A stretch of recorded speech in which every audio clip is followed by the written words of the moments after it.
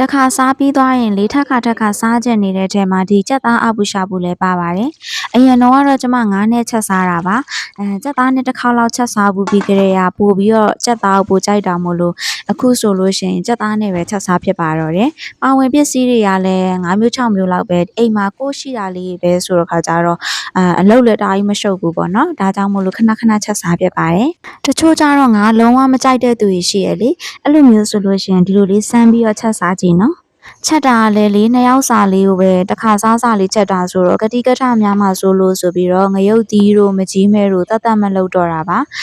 လူများလေးအတွက်ဆိုရင်တော့အဲ့ဒါလေးကသူ့ကြိုက်ကိုကြိုက်ရှိရဲဆိုတော့တီးခြားလေးလှုပ်လိုက်တာပိုကောင်းတာပေါ့နော်ကျဲဥပြုတ်တရားလေးဘာလို့ထည့်တာအောင်ဆိုတော့ညနေစာမို့လို့လေထမင်းလွတ်စားတာဆိုတော့တခါတည်းကျဲဥပြုတ်တွေပါထည့်ပြီးတောက်လိုက်တာပါကျမချင်းကတော့လေမုတ်ဟင်းကားတို့အဘူရှာဘူးတို့ဆိုရင်အကြော်ထည့်မစားတတ်ပါဘူးရှင်ဒါအမျိုးသားအတွက်မို့လို့ထည့်ထားတာပါအမလေးလက်လွန်ပြီးဒါကတော့ကျမဒီနေ့ကြော်တဲ့ကြက်ပင်စိမ်းမဟုတ်တဲ့ကြက်ပင်မဲဖြစ်ပါတယ်ပထမအဆုံးစီပူလာပြီဆိုရင်နှုတ်ဆင်းထားတဲ့ကြက်သွန်ဖြူကိုအရင်ဆုံးထည့်ကြော်လိုက်ပါမယ်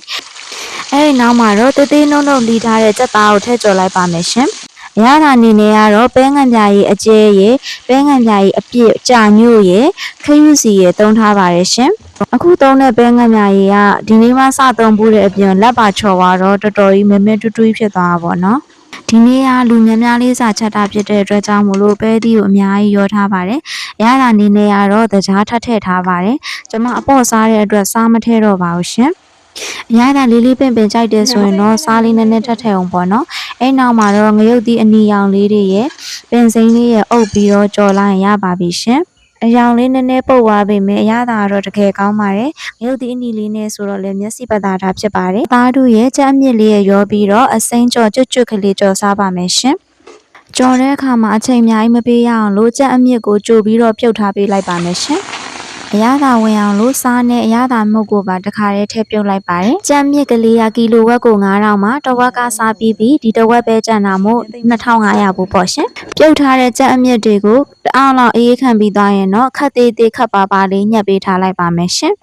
အတူတူရောကြော်မဲ့သားတို့ကိုလည်းရေစိမ်ပြီးအလဲကနေထက်ချမ်းပေးထားလိုက်ပါမယ်။ကြော်မဲ့အသီးရွက်လေးတွေကတော့မုံလာဥနီပဲတောင်းရှင်နဲ့ဂေါ်ဘီတို့ပဲဖြစ်ပါတယ်။စီပူလာပြီဆိုရင်ကြက်သွန်ဖြူကိုစီတက်ပြီးခုနလှီးထားတဲ့ကြက်အမြင့်တွေကိုအရင်ဆုံးထည့်ကြော်လိုက်ပါမယ်ရှင်။ကြက်အမြင့်တွေကကြက်ပြီးသားဆိုတော့အကြာကြီးကြော်စရာတော့မလိုတော့ဘူးပေါ့နော်။ပြီးရင်တော့ခုနရေစ